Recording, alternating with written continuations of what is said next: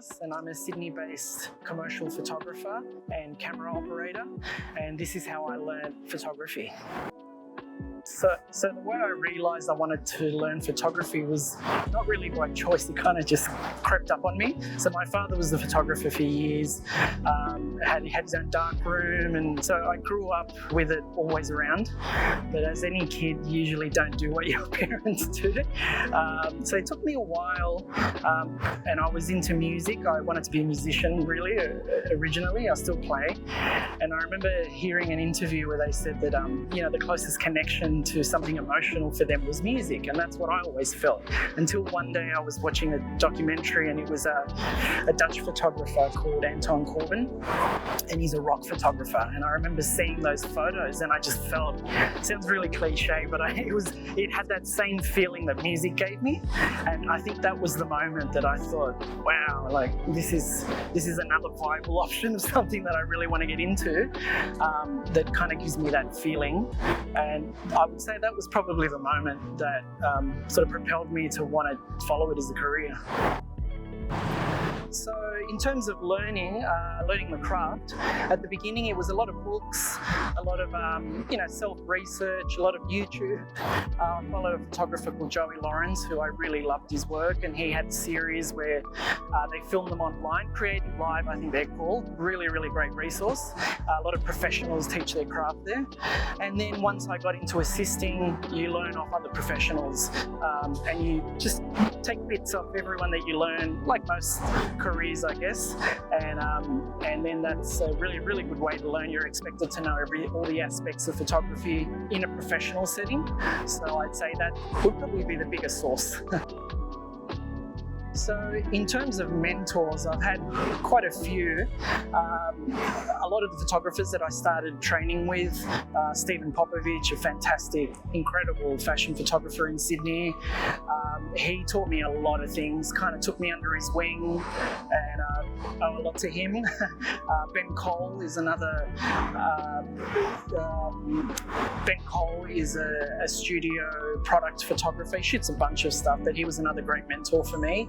And not photography related, but one of my friends, Steve Edmonds, is an incredible guitarist, a Sydney guitarist, and his entire life he's worked as a freelance guitarist, and he's sent his kids to school, paid off his home. He really showed me that, wow, you can really chase your passion, and if you just work hard at it, that can be your career. So he was probably my biggest mentor, I would say. I'd say the most memorable lesson that I learned is to try and find your own voice, which again goes across into music. A lot of musicians will tell you that, but it's true in the creative sense as well, that you really need to keep your eyes open in respect to not just meeting a brief, which you do need to do, but you need to make it your own and try and have your own signature, not in a cliche way, but in a way that is authentic to who you are as a person. I would say that would be the most memorable thing that I took away from all the mentors that I had. Yeah. So in terms of advice for people that want to follow the path, I would say is perseverance. There's no other way, there's no shortcut. You just have to get up every day, put one foot in front of the other and keep doing it and stay in the game. And you're going to have days where things don't go your way, or locations change, wind picks up, lights don't work. You can't let that stuff phase you, and you have to just persevere and just basically turn up and grind it out every day and try and enjoy it, and just stay in it. Yeah, there's no real shortcut, I would say.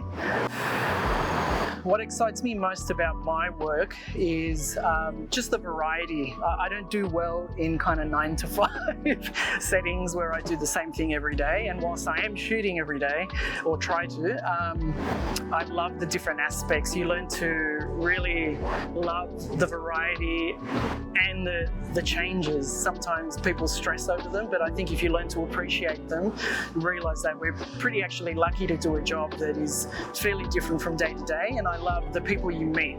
You meet so many different, it's like having a new work crew every shoot you're on.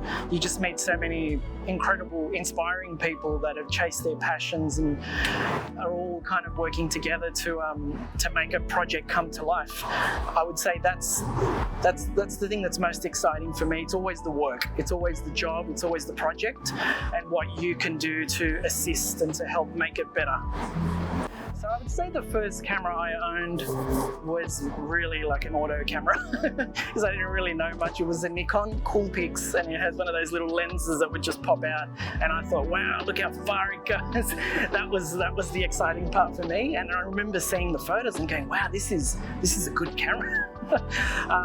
Which wasn't really serious. It was just for, you know, going on holidays and shooting above average snaps. But my first DSLR was a Canon 550D, which was a pretty basic consumer camera, and but it was pretty exciting because I could change the lenses. That's when I thought, wow, this is getting up there now. and shooting manual, you know, learning to do everything from scratch, so you don't have the safety net. That was the first camera, which was pretty cheap camera back then, but it was fun. I shot some good stuff with it, I think. Yeah. Hi, my name's Freddy Morales, and I'm a Sydney-based commercial photographer and camera operator, and this is how I learned photography.